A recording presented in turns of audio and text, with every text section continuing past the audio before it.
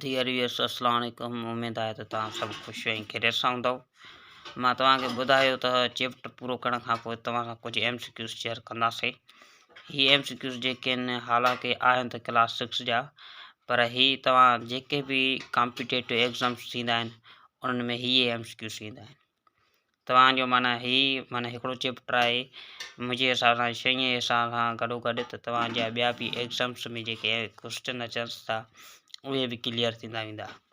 हाणे इहे जेके माना MCQs तव्हांखे न सिर्फ़ु उन टेस्टनि लाइ कमु ईंदा, पर तव्हां जेके स्कॉलरशिप्स जे हवाले सां जेके दोस्त तयारी करे रहिया आहिनि इंशाल्लाह उन्हनि लाइ बि पाण फ़ाइदेमंद साबित थींदा। हाणे पहिरियों MCQs जेको आहे तव्हां स्क्रीन ते नज़र ईंदो हूंदो। चए थो वाज़ फर्स्ट मैथमेटिशियन हू gave the concept of set. चए थो उहो केरु हुयो जंहिं सेट जो कॉन्सेप्ट ॾिनो। तव्हांखे इहो मां पहिरें लेक्चर में ॿुधाए चुको आहियां त जॉर्ज कैल्कुलस। ठीकु आहे। क्वेश्चन नंबर ॿियो आहे which of following is not set. हाणे ॾिसो चए थो हिननि मां कहिड़ो सेट न आहे। ए थो चए set of large numbers, B थो चए set of even numbers, C तो चे set of names of president of Pakistan, D तो चे set of mathematics teachers in your school. तव्हां ॾिसंदव सभु माना जेका ईअं लॻंदो हूंदो सेट आहिनि, पर तव्हांखे ए ॿुधाए ॾिसंदव त सेट ऑफ लार्ज नंबर्स माना वॾनि अददनि जो सेट ही सेट न आहे। ॿिया सभई सेट जा मिसाल आहिनि। क्वेश्चन नंबर 3 ते ॾिसो चए थो इफ़ ए बराबर आहे 1 2 3 अप टू सो ऑन, देन चए थो 7 जेको आहे हिन सां छा हूंदो। हिन जो मेंबर हूंदो, सब सेट हूंदो, सुपर सेट हूंदो। ये जेके निशानियूं अची वियूं आहिनि ये मेंबर आहे 7, छो त ये सेट ऑफ नेचुरल नंबर्स आहे, 7 बि हिन में अची वेंदो। चए थो tabular form of set letters of word Pakistan. Pakistan लफ़्ज़ जेको आहे उन खे टेबुलर फॉर्म में असां कीअं डिस्क्राइब कंदासीं। घणा दोस्त जेके हूंदा पोइ तकड़ में हिन खे टिक कंदा।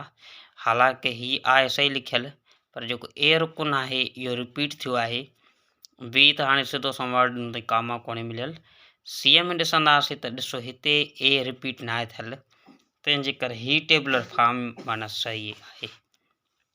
क्वेश्चन नंबर 5 आहे इफ़ ए बराबर आहे AEIOU then P belongs to this देश।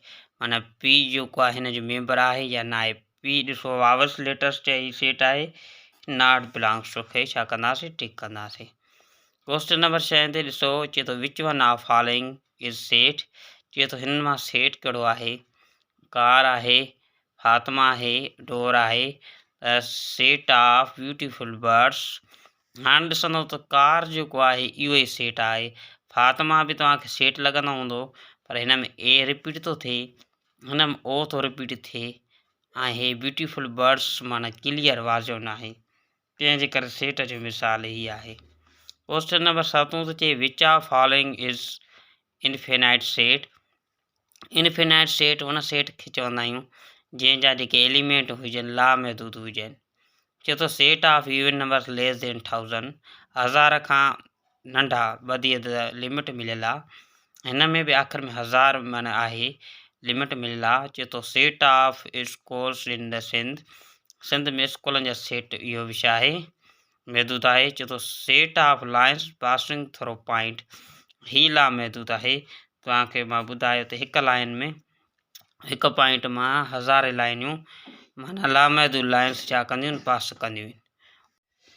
क्वेश्चन नंबर 8 आहे चए थो which one of following is empty set. हेठनि मां कहिड़ो ख़ाली सेट आहे। ए ऑप्शन आहे set of even numbers between 22 and 24। B option आहे 0, सी हिन में मौजूदु आहे।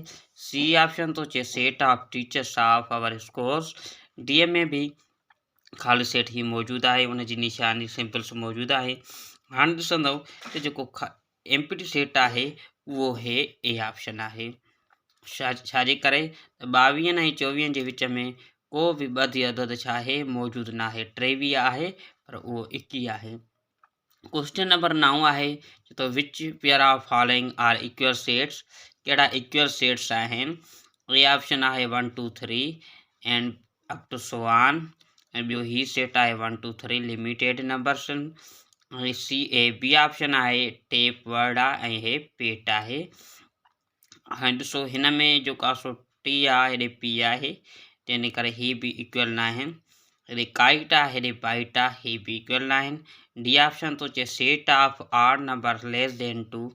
आड नंबर्स माना 21 अदद जेके ॿिनि खां नंढा हुजनि। हाणे अहिड़ा 21 अदद मौजूदु कोन्हे माना ख़ाली सेट आहे, ही बि ख़ाली सेट आहे, तंहिंजे करे डी ऑप्शन सही आहे। हाणे ॿियो ऑप्शन ॾिसो, ही हिकिड़ो सेट आहे उन में 0 मौजूदु आहे। छा चए थो ही हिन जो छा थींदो, हिन जो मेंबर हूंदो, हिन जो इक्वल हूंदो, हिन जो सब सेट हूंदो, हिन जो सुपर सेट हूंदो। ही हिन जो ॾिसो हिन में माना सभई छा आहिनि सेट्स जेको आहे ए ऑप्शन जेको आहे ए। पोइ 10 में ॾिसो डी ऑप्शन आहे, छो त ही हिन जो सुपर सेट आहे, माना ही ख़ाली सेट आहे तंहिंजो सब सेट थींदो, बाक़ी हू हुन जो सुपर सेट थींदो। डी ऑप्शन सही आहे। क्वेश्चन नंबर 11 ॾिसो, क्वेश्चन नंबर 11 आहे जे तो which of following pair are equivalent set. Equivalent set उनखे चइबो आहे जंहिंमें हिक जेतिरा एलिमेंट हुजनि। हेॾे ॾिसंदो 1 2 3 4 आहे, हेॾे 1 2 3 आहे, हे इक्वल न आहिनि। हिन में 3 मेंबर मौजूदु आहिनि, हे हिन में हिकिड़ो मेंबर मौजूदु आहे। हेॾे काइट आहे, हेॾे बाइट आहे, ही छा आहे इक्विवेलेंट सेट आहे, छो त हेॾे बि 4 एलिमेंट आहिनि, हेॾे बि। डी ऑप्शन चए थो ख़ाली set and set of prime numbers, माना ही इक्वल न आहे, सिर्फ़ ये ऑप्शन सी सही आहे। क्वेश्चन नंबर 12 आहे, चए थो विच ऑफ फॉलोइंग आर फॉल्स। चए थो कहिड़ी स्टेटमेंट जेका आहे हिकिड़ो बयान जेको आहे ग़लति आहे। चए थो ए ऑप्शन जेको आहे इहो छा थो चए, हे वर्ड्स आहे। चए थो B is set of letter word moon, ही चए थो वर्ड मून जो सेट आहे। ही छा थो चए, ही चए थो ही जेको आहे सो ही बि माना ही स्टेटमेंट सही आहे, वाक़ई मून में डबल ओ न लिखबी। हाणे ए ऑप्शन ॾिसो, सॉरी ए, हाणे बी ऑप्शन इफ चए थो ए बराबर आहे 4 5 10 एंड बी बराबर आहे 5 10 एंड 12। हिन में बि 3 एलिमेंट मौजूदु आहिनि, हिन में बि 3 माना इक्विवेलेंट सेट है, ही बि बयान सही आहे।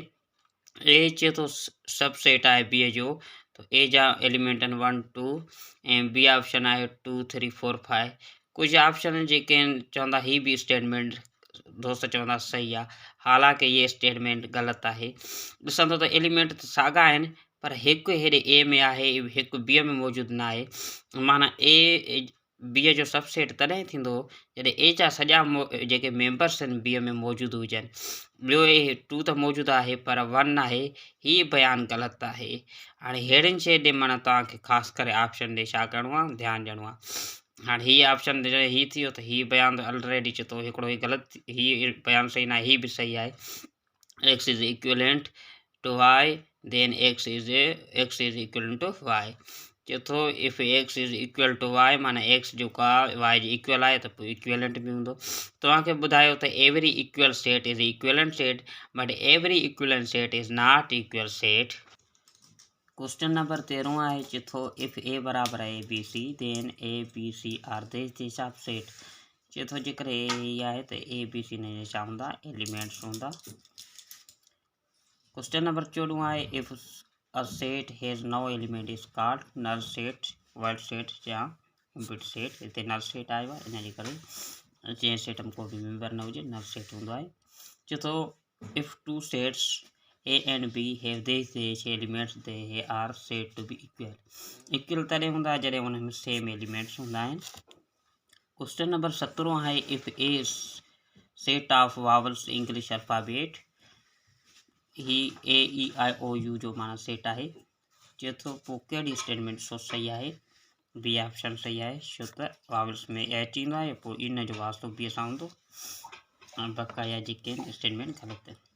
चए थो क्वेश्चन नंबर 18 आहे, ही हिकिड़ो सेट आहे, ख़ाली सेट जो उन में अंदर में माना ख़ाली सेट वारी निशानी माना इहो इन जे अंदर छा आहे एलिमेंट मौजूदु आहे। चए थो इज़ कॉल्ड दिस देश। चए थो पोइ ही कहिड़े क़िस्म जो सेट हूंदो, हिकिड़ो सेट में हिकिड़ो एलिमेंट मौजूदु आहे त ज़ाहिरी तौर ही सिंगलटन सेट हूंदो। क्वेश्चन नंबर 19 आहे, इफ़ ए बराबर आहे A B C and B बराबर आहे A B C D E then A जा सभई मेंबर ॾिसो बी में मौजूदु आहिनि त पोइ ए जेको आहे हिन जो छा थींदो सब सेट थींदो। क्वेश्चन नंबर जेको 20 आहे, चए थो if set A and B are equivalent we use symbol. चए थो ए ऐं बी जॾहिं इक्वल हूंदा आहिनि त उन लाइ सिंपल कहिड़ो इस्तेमालु कबो आहे, हीअ सिंपल इस्तेमालु कबो आहे। क्वेश्चन नंबर 21 ताक़त वारो क्वेश्चन आहे, चए थो if a set A is subset of B, चए थो ए जेको आहे बी जो सबसेट हूंदो and A is not equal to B, माना ए सबसेट आहे बी जो पर इक्वल न आहे, माना ए जा सभई मेंबर बी में मौजूदु आहिनि पर बी में कुझु जेके एलिमेंट वधीक आहिनि, then A is called the set of B. ए कहिड़े क़िस्म जो बी जो सेट हूंदो, प्रॉपर सबसेट हूंदो। प्रॉपर तॾहिं हूंदो आहे जॾहिं इक्वल हूंदा आहिनि, इक्विलेंट में वरी उहो त सबसेट जी ॻाल्हि ई न हूंदी आहे। सुपर सेट वरी बी हिन जो जॾहिं बी जी ॻाल्हि पुछी आहे त पोइ खणी हिनखे सुपर सेट खे टिक कयो आहे। क्वेश्चन नंबर 22 आहे, चए थो a set writing method previously describe in words, चए थो अहिड़ो सेट जंहिंमें असां जेको आहे सेट खे वर्ड्स में डिफाइन कंदा आहियूं। इहो तव्हांखे मां ॿुधाए चुको आहियां त इहो डिस्क्रिप्टिव फॉर्म आहे। If a set is subset of set B and A is also equal to B, हाणे इक्वल जी ॻाल्हि थो करे, माना ए जा सभई मेंबर ए बी में मौजूदु आहिनि, माना ए बी जे इक्वल बि आहे, माना बी जा वरी ए में मौजूदु आहिनि। चए थो then A is called the set of B, त ए जेको आहे बी जो छा हूंदो, इम्प्रॉपर सबसेट हूंदो। क्वेश्चन नंबर 24 आहे, which of following is finite set. Finite set हुन सेट खे चवंदा आहियूं जंहिंजा एलिमेंट ॻणे सघूं। Set of all even numbers infinite आहे। चए थो set of prime factors of 60, हिन जा 60 जा जेके प्राइम फैक्टर्स आहिनि उहे लिमिटेड हूंदा, उनखे ॻणे सघंदासीं। हीअ छा आहे, फिनाइट सेट आहे। हीअ बि इनफिनाइट आहे नेचुरल। ऐं मल्टीपुल्स जी जॾहिं ॻाल्हि ईंदी आहे त हिकु नंबर जा लामहदूद मल्टीपुल्स हूंदा आहिनि, जीअं 2, 4, 6 इहे ॿिनि जा मल्टीपुल्स, इहा सीरीज़ हलंदी वेंदी। क्वेश्चन नंबर 25 आहे, चए थो विच of following is empty set, कहिड़ो ख़ाली सेट आहे। चए थो set of name of days of week which start with S, इहो ख़ाली सेट न आहे छो त एस जेके हफ़्ते जे ॾींहं आहिनि एस सां शुरू थियनि था उहे आहिनि। चए थो set of prime numbers exactly divisible by 2, prime numbers जेके हूंदा आहिनि उहे कॾहिं बि ॿियनि सां वंडिजी न सघंदा आहिनि। हीअ ऑप्शन माना ख़ाली सेट जो जेको आहे लॻे थो, ठीकु आहे। चए थो set of prime numbers which exactly divisible by 2,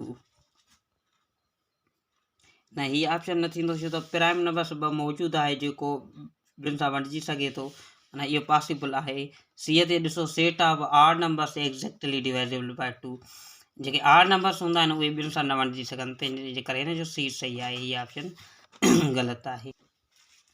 question number 27 आहे, if A is proper subset of B and B is called this, जॾहिं ए जेको आहे बी जो प्रॉपर सबसेट हूंदो त बी हिन जो छा हूंदो, त बी हिन जो छा हूंदो, इन जो ज़ाहिरी ॻाल्हि आहे छा हूंदो, सुपर सेट हूंदो। इहो माना छो त सबसेट जी ॻाल्हि थी हले त हू वरी बी हिन जो छा हूंदो, सुपर सेट हूंदो। क्वेश्चन नंबर 28 आहे, चए थो empty set is also called, empty set खे ॿियो वाइट सेट भी चइबो आहे, नल सेट भी चइबो आहे। क्वेश्चन नंबर 29 आहे, two sets are said to be sets if they have same elements, जॾहिं सेम एलिमेंट्स हूंदा आहिनि त इक्वल जी ॻाल्हि हूंदी आहे। चए थो हाउ मेनी स्टेटमेंट आर फॉल्स, चए थो हिननि स्टेटमेंट्स में जेके 4 स्टेटमेंट मिलियल आहिनि इन में ग़लति घणा आहिनि। ए ऑप्शन तो 4, 3, 2, 1। स्टेटमेंट पढ़ंदासीं पोइ ख़बर पवंदी। चए थो the order of element of set does not matter, हीअ स्टेटमेंट सही आहे। चए थो ऑर्डर सेट में माना को बि मैटर न हूंदो आहे। मां तव्हांखे ॿुधायो त बी ए सी असां लिखी सघंदा आहियूं, माना अगला ए लिखूं या बी लिखूं या सी, माना ऑर्डर सेट ते डिपेंड नथो करे, हीअ बयानु सही आहे। चए थो द नोटेशन ये जेका नॉट बिलोंग्स टू, इन जी निशानी आहे is symbol to indicate the membership of set, चए थो हीअ जेका हीअ मेंबरशिप, हीअ जेका निशानी आहे इहा मेंबरशिप खे थी ज़ाहिर करे, न हीअ मेंबरशिप तॾहिं हुजे आहे जॾहिं हीअ निशानी हुजे आहे, ऐं हीअ बयानु ग़लति आहे, हिकिड़ो हीअ ग़लति थी वियो। ऐं ट्रू बयानु ॾिसो, A B C D is a set, हीअ सेट न आहे, उन जा एलिमेंट्स आहिनि। सेट हुजे आहे त हिनखे ॾिंगी ॾिनल हुजे आहे, माना हीअ बयानु बि छा थी वियो, ग़लति थी वियो। चए थो any collection of objects is called set, को बि शयुनि जो जेको कलेक्शन आहे उनखे असां सेट चवंदा आहियूं, न उनखे सेट, छो त उहो छा कहिड़ो कलेक्शन हूंदो आहे, डिस्टिंक्ट ऑब्जेक्ट हूंदो आहे, माना हीअ माना जेको आहे हिन जे करे हीअ बयानु बि छा थी वियो, ग़लति। हाणे घणा बयानु ग़लति थी आहे, 1, 2, 3, ज़ाहिर तौरु असांजो बी ऑप्शन सही आहे। हीअ तक़रीबन अक्सर करे क्वेश्चन जेको आहे एग्ज़ाम्स में 2-3 दफ़ा अची चुको आहे। हीअ जेका असां तव्हांखे तयारी करायूं पिया, इहा न फ़क़ति क्लास 6 जे हवाले सां बल्कि जेके बि अंदरि संद लाइ स्कॉलरशिप्स अचनि पियूं, उन्हनि जे लाइ बि तव्हांखे मददगार साबित थींदा, ऐं जेके बि ॿियूं टेस्टियूं अचनि थियूं उन्हनि लाइ बि ही तव्हांजे लाइ फ़ाइदेमंद थींदा। ॿियो तव्हांखे मां ॿुधाईंदो हलां त हीअ 30 MCQs सिर्फ़ जो सिर्फ़ क्लास 6 जे हवाले सां हुया, ऐं सिर्फ़ उन सां गॾोगॾु ॿिया जेके एग्ज़ाम्स अचनि था उन्हनि जे लाइ बि। ऐं ॾिसो हीअ 30 MCQs आहिनि, इहे हिकिड़े चैप्टर मां कढिया आहिनि। अगरि जेकॾहिं ॾिसो सेठ इंटर ताईं पढ़ायो वञे थो, मुंहिंजे हिसाब सां ॾिसो मथे क्लास हूंदा त उन MCQs बि ज़्यादा निकिरंदा। जेकॾहिं उन्हनि जा गॾिजी करे हिकिड़ो MCQs कढूं, मुंहिंजे हिसाब सां 500 MCQs थी वेंदा। पर ही मोस्ट रिपीटेड माना क्वेश्चन्स आहिनि, ऐं जेके बि MCQs अचनि था टेस्टनि में इन ई पैटर्न ते ईंदा आहिनि। पोइ ॿियो वरी तव्हांखे जेकॾहिं हिन जो तव्हांखे डायरेक्ट सॉल्यूशन खपे, की खपे, त इनशाला उहा बि मिली वेंदी। ऐं उन सां गॾोगॾु जेको दोस्त अकेडमी में अचणु चाहे थो त उहो मां पंहिंजे जेका सो ॿुधाए चुको आहियां त अकेडमीअ में व्हाट्सअप जे ज़रिए क्लास हलाया वञनि पिया। हिन ताईं असां जेका बैच स्टार्ट कईसीं माना हिन महीने में ई, उहा स्कॉलरशिप जे हवाले सां करे थी। अलहमदिल्ला उन में कुझु एडमिशन अची चुकी। बाक़ी बक़ाया जेका कोचिंग सेंटर वधि खां वधि जेका कोशिशि कयूं पिया त फिज़िकली या ऑनलाइन स्टार्ट कंदासीं, ऐं उन सां गॾोगॾु जॉब प्रिपरेशन जा क्लास बि हलाए वेंदा।